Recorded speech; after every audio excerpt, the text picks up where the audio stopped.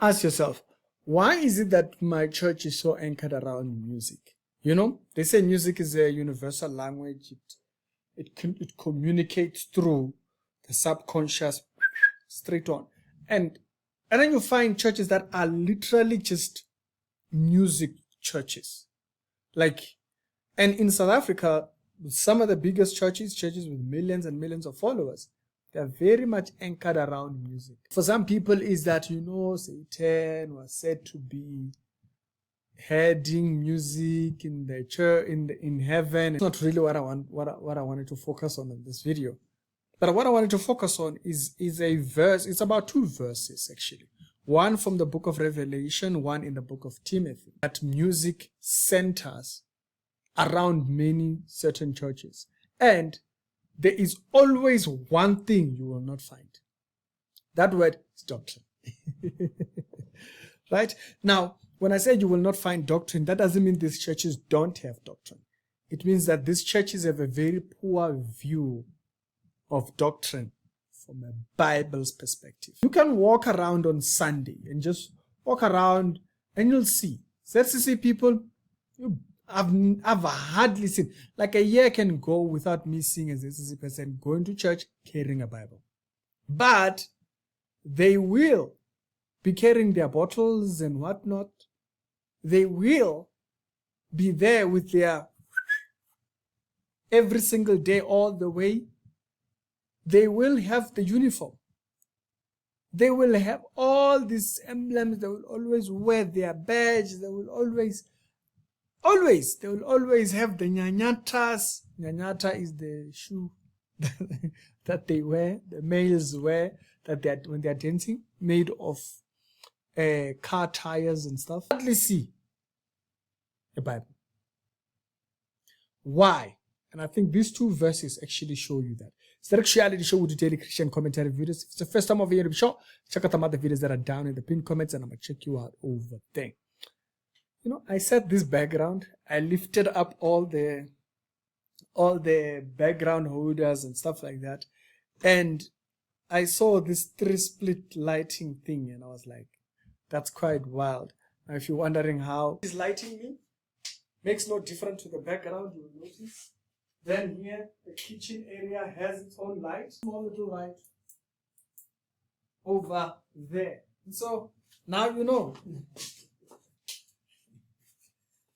Now you know it's different kind of lights for different areas. So it's 1, 2, 3, 4 light to achieve that kind of look. But anyways, why do I think these two verses actually show you why these churches are pinned or built up like this? And if you go to, it speaks about a church of Sardis and it says, I know your works, that you have a name, that you are alive, but you are dead.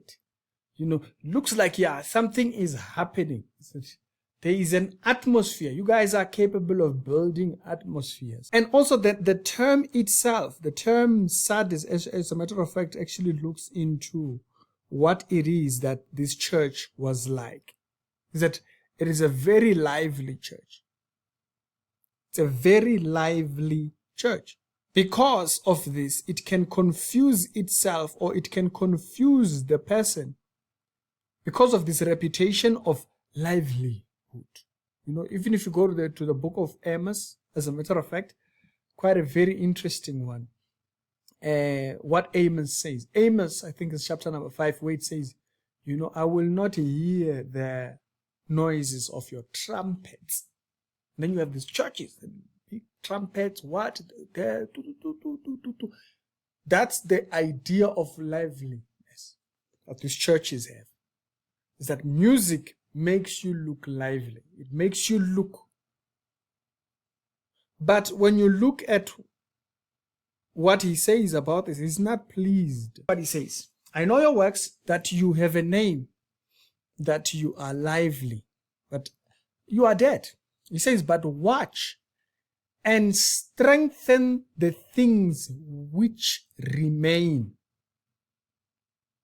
You still have some type of ground by which you can use as a stepping stone to getting to truth. He says that you are ready to strengthen the things which are which that remain, that ye are ready to die, for I have not found thy works perfect before God. He says, remember therefore how thou hast received and heard. Hold fast and repent.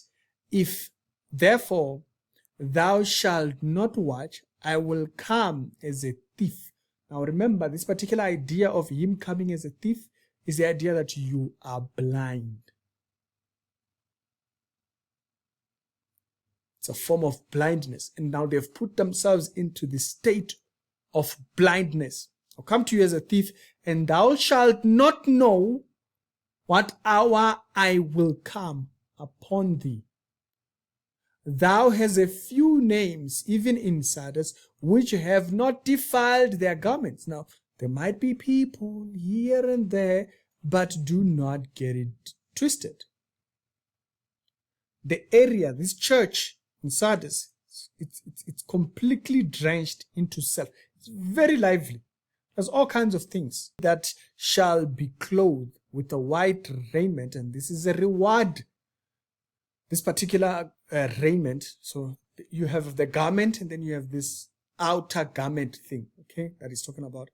And so, because remember, the garment that we have when we are in heaven, we are all given this garment. We got it when we became saved. We all have it. But the people that wear this particular outer garment, this is a form of a reward. It's something that's going to be visible for. It's like the coat of many colors. There are people that are not going to have it. This is a reward. It's a particular reward. Okay. Now it will be like, oh, Raymond, what's the point? Trust me, you want one. Okay. And then he says, to the one that the one that overcomes, he will be clothed with a raiment, and I will not blot out his name out of the book of life. Now, note that particular part there. I will not blot out his name out of the book of life. Now, there is actually a long study concerning the book of life, or the Lamb's book of life. So the Lamb's book of life is people that are saved. The book of life, it's everyone that is born. I'll make a separate video concerning that particular subject and stuff like that. It's a very interesting study. This here tells you, so universally, it dismisses universalism, that everybody is saved and whatnot. And it also dismisses the idea of the blotting out of people's name as actually making it sound like there are people who are saved who can be blotted out. No, that's not what he's talking about. But anyways, we'll talk about that when the time comes. But here he says, I will not blot out his name out of the book of life. And so there are people who, out of all men who are saved, all men who come into the world, basically, your name will not be removed from that book. Right? And so, completely, and I will confess his name before my Father and before the angels. And then he says, he that has an ear, let him hear what the Spirit says to the churches. You see, so this is that idea where you see the importance of being careful that you are not in a lively environment that lacks God. And how do we know a church lacks God? Doctrine, Bible doctrine is not primary. They will correct, they will have rules, they will have laws, but they will not have clear doctrine.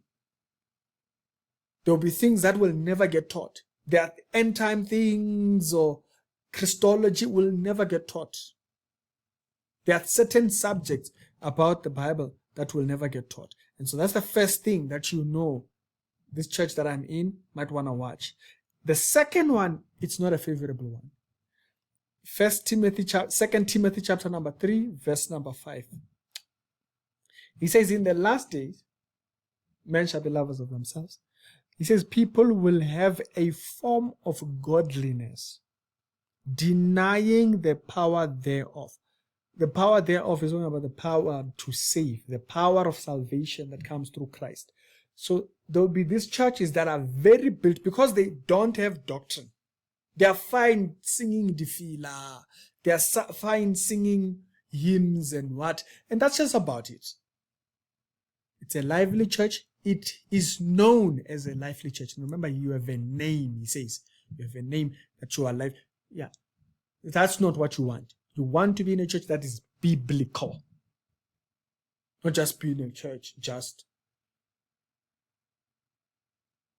we sang hymns. And so now you have to check, does the doctrine in the church, he says they will have a form of godliness, but denying the power thereof. So meaning they can sing hymns about Jesus who saves, but don't care for it. Don't care for it. And so this is what a lot of these churches that are built on music, dancing, all these things. We don't have to even show videos and whatnot. You know, there are churches that are just known for music, dancing, jumping up and down, whatnot, all those things. That's not what a church should be thinking. That doesn't mean that we don't dance when we go to church. No, don't get the wrong idea. But that's not the center of a church. Because now the message of that church is very lively, but the gospel is empty. So it has a form of godliness, but it denies the power of what? Salvation. Some of these churches, as a matter of fact, go as far as denying Jesus. So the first thing you want to look out for, the church that you belong to, what does it hold when it comes to these ideas? And if your church is more lively, if a very big band, yeah, you are busy, you are busy, be very careful with things like that. That's to keep you busy. You think you are, be very careful with things like that, because you'll be busy. The same way this church is being said, you are very lively. And I can only pick a few out of thingy. That's not the kind of environment you want. You want an environment that builds on doctrine, not excitement. We're not in church for excitement. So, yeah, tell me your thoughts concerning that one, and do sit down, think about all these particular subjects, think about both those verses. If yours is the second one, it's worse. If it's the first one, there's a chance. But be very careful. Listen to what comes from the pulpit. Listen to what messages come to the pulpit, and then look at what the Bible actually teaches. If it's all these things of badges and what, and all these things, does it conform to what you see in the Bible? Strict Reality Show, daily Christian commentary videos. Think about it.